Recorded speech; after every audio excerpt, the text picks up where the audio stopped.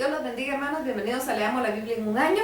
Seguimos avanzando en la lectura de la Biblia cronológica y nos corresponden ya las páginas de la 1233 a la 1236.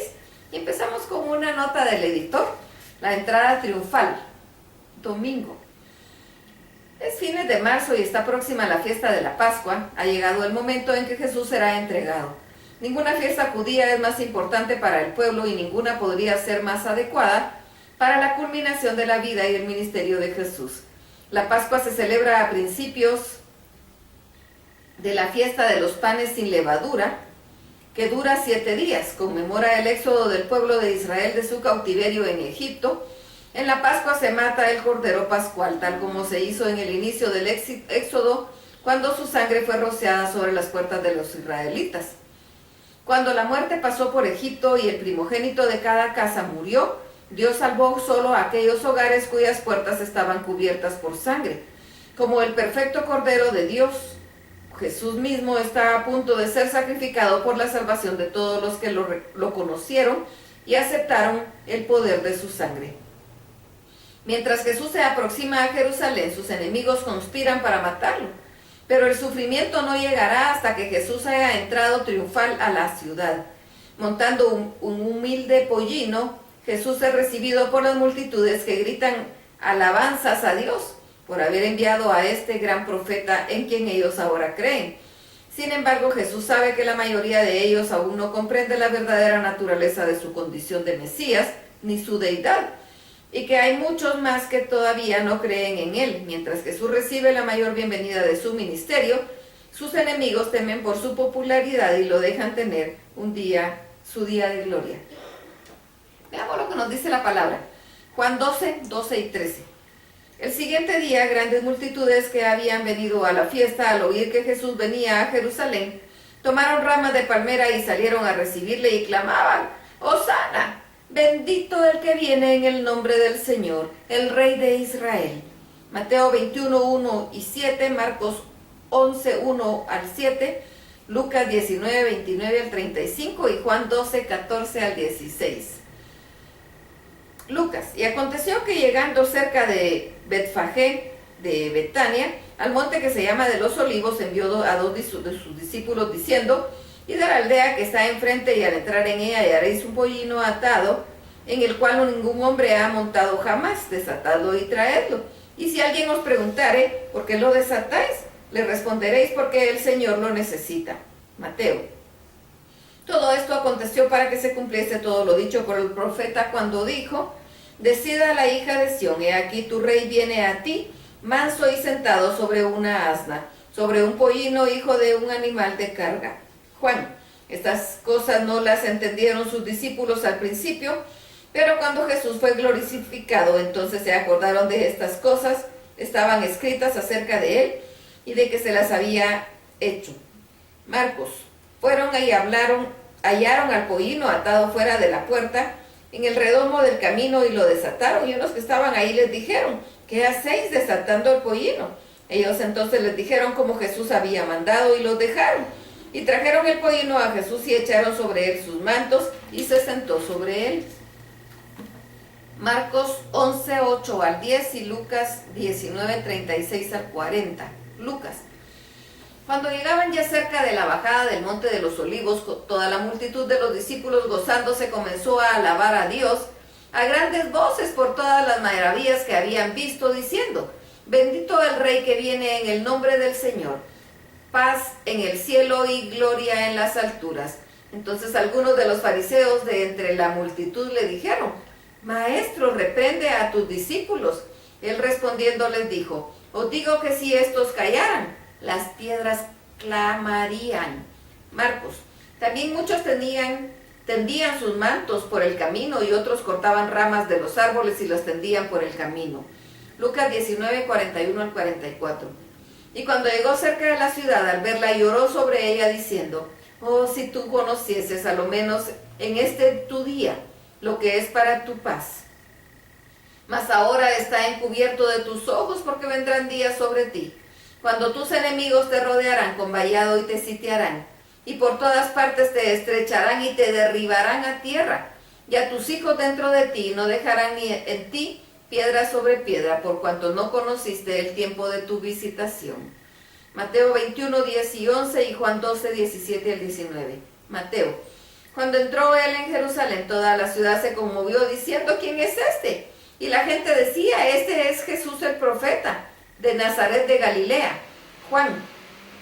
Y daba testimonio a la gente que estaba con él cuando llamó a Lázaro del sepulcro y le resucitó de los muertos, por lo cual también había venido la gente a recibirle, porque había oído que él había hecho esta señal. Pero los fariseos dijeron entre sí: ya veis que no conseguís nada, mirad, el mundo se va tras él.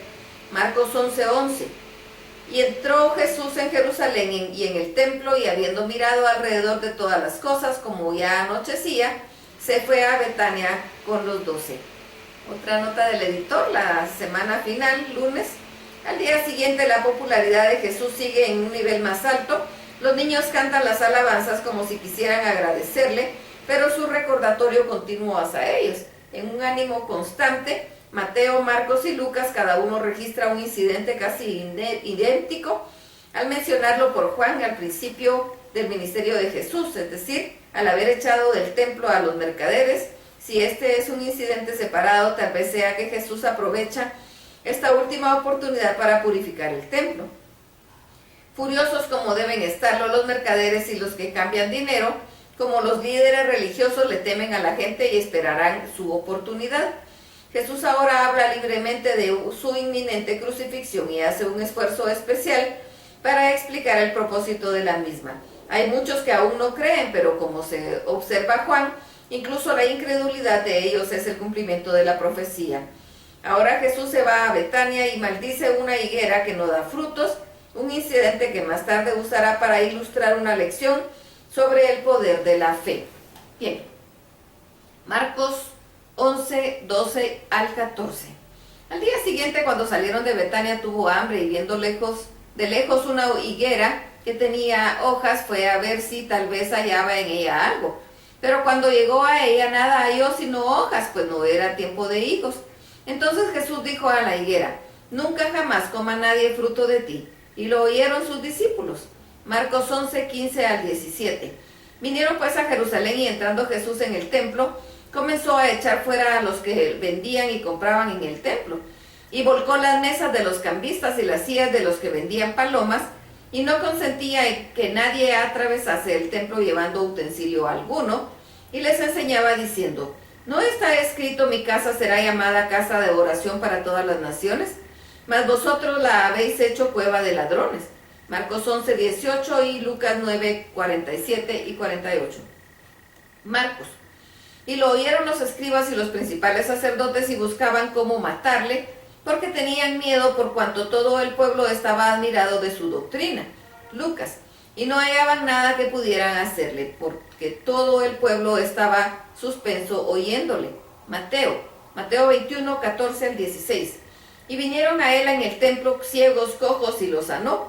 Pero los principales sacerdotes y los escribas, viendo las maravillas que hacía, y a los muchachos aclamando en el templo y diciendo: Hosana al Hijo de David, se indignaron y le dijeron: ¿oyes lo que estos dicen? Y Jesús les dijo: sí, ¿nunca leísteis de la boca de los niños y de los que maman, perfeccionaste la alabanza? Juan 12, 20 al 26. Había ciertos griegos entre los que habían subido a adorar a la fiesta. Estos pues se acercaron a Felipe, que era de Betsaida de Galilea, y le rogaron diciendo: Señor, quisiéramos ver a Jesús. Felipe fue y lo dijo a Andrés. Entonces Andrés y Felipe se lo dijeron a Jesús. Jesús le respondió diciendo: ha llegado la hora para que el Hijo del Hombre sea glorificado. De cierto os digo que si el grano de trigo no cae en tierra y muere, queda solo, pero si muere, lleva mucho fruto. El que ama su vida la perderá, y el que la aborrece su vida en este mundo, para vida eterna la guardará. Si alguno me sirve, sígame, y donde yo estuviere, ahí estará también mi servidor. Si alguno me sirviere, mi Padre le honrará. Juan 12, 27 al 33. Ahora está turbada mi alma, ¿y qué diré? Padre, sálvame de esta hora. Mas para esto he llegado a esta hora. Padre, glorifica tu nombre. Entonces vino una voz del cielo: lo he glorificado y lo glorificaré otra vez. y la multitud que estaba ahí había oído la voz y decía que había sido un trueno. Otros decían, un ángel le ha hablado. Respondió Jesús y dijo, no ha venido esta voz por causa mía, sino por causa de vosotros. Ahora es el juicio de que este mundo, ahora el príncipe de este mundo será echado fuera, y si fuere levantado de la tierra, a todos atraeré a mí mismo. Y decía esto dando a entender de qué muerte iba a morir. Juan 12, 34 al 36. Le respondió la gente, nosotros hemos oído de la ley que el Cristo que permanece para siempre, ¿cómo pues dices tú que es necesario que el Hijo del Hombre sea levantado? ¿Quién es este Hijo de Hombre? Entonces Jesús les dijo, aún por poco está la luz entre vosotros, andad entre tanto que tenéis luz, para que no os sorprendan las tinieblas, porque el que anda en tinieblas no sabe a dónde va. Entre tanto que tenéis luz, creed en la luz, para que seáis hijos de luz. Marcos 11, 19. Pero al llegar la noche, Jesús salió de la ciudad. Hasta aquí la lectura. Dios los bendiga.